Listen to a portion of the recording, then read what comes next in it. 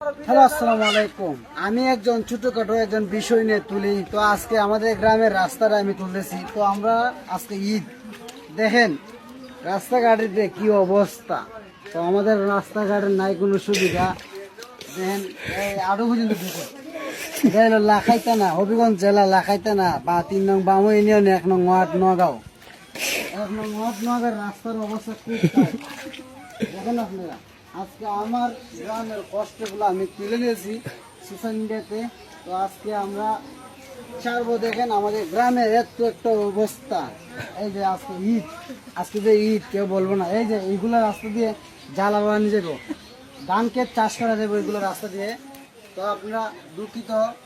আমি আমার একটা অনুরোধ, আমাদের ইউনিয়ন চেয়ারম্যান এবং আমাদের যে ওয়ার্ডের মেম্বার তাদেরকে একটা কথা বলতে চাই, আমাদের রাস্তা যেন অতি শীঘ্রই করে দেয়। ঠিক আছে, আপনারা সবাই ভালো থাকবেন। আমাদের অবস্থা খুব টাইট, আপনারা ভালো থাকবেন না।